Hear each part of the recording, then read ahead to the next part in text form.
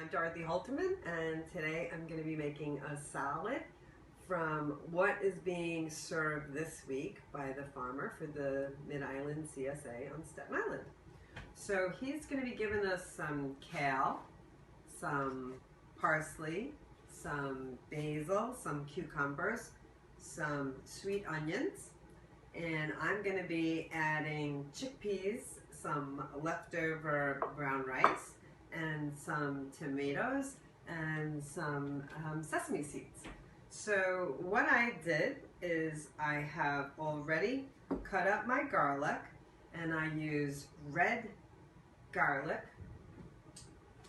or garlic that has a little purple. I find that it's really more delicious, and I always activate my garlic first, so I smash it, and that actually creates a really potent antibiotic. So I let that rest 10 minutes. And in here, I've already put my 4 tablespoons of olive oil.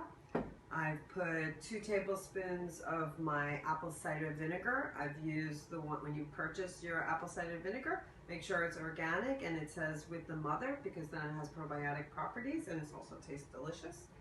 I have put some, this is my favorite ingredient in the world, organic tamari. I get gluten-free and reduced sodium, so I've gone ahead and put a tablespoon of that. I don't want to put too much because it's salty, and I'm going to be adding some salt to the kale. And I've just put in 2 tablespoons also of vegetable broth. So now I'll prepare the kale. Okay, so now we're going to prepare the kale. I don't use these big stalks. I don't think they're really tasty. So what I do is I pull the kale off and I tear it, and I use these for juice, for smoothies. Sometimes you get lucky and they'll just like pull off like that, sometimes not. So I'm gonna not use all of this kale because I'm gonna make the ratios the right size for this bowl.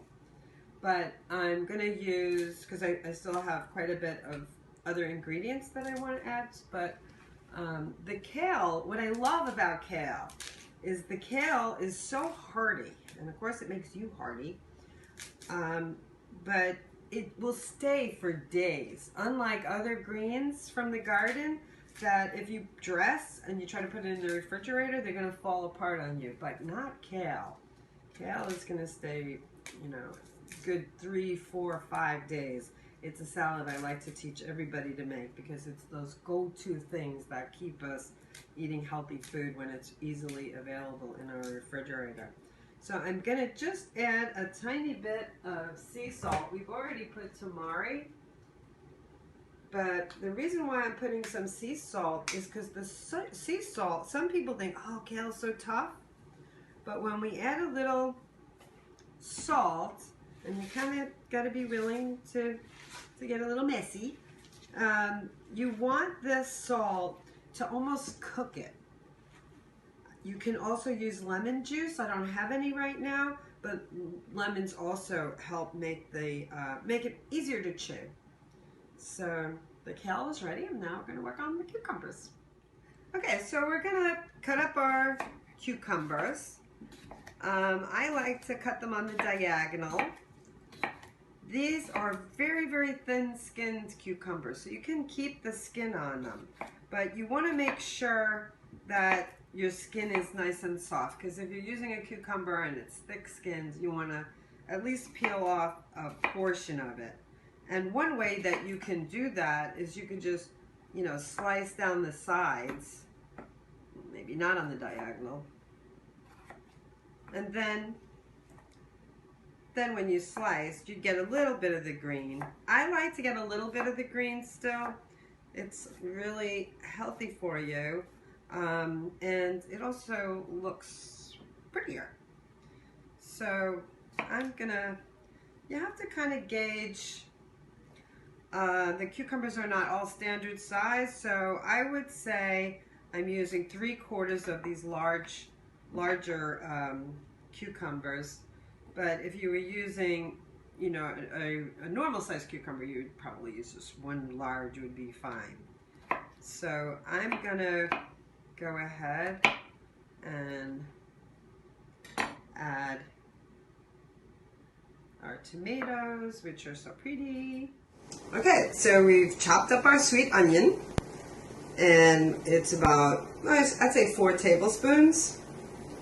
And we chopped up about a 1/4 cup of parsley and a 1/4 cup of basil, and we're putting them all in with the salad. Okay, so I have leftover brown rice. I tell everybody, always have leftover brown rice. You can use it in so many ways, and it takes a long time to cook, so make extra. And I'm going to put in, this is about, I'd say about 1.5 cups. And we're going to put in approximately a can's worth of chickpeas. And I have sesame seeds today, sunflower seeds, not sesame seeds. I'm going to put in, I don't know, maybe 2 tablespoons for some extra protein and just to give some crunch. Okay, so what we have here is the salad all mixed together.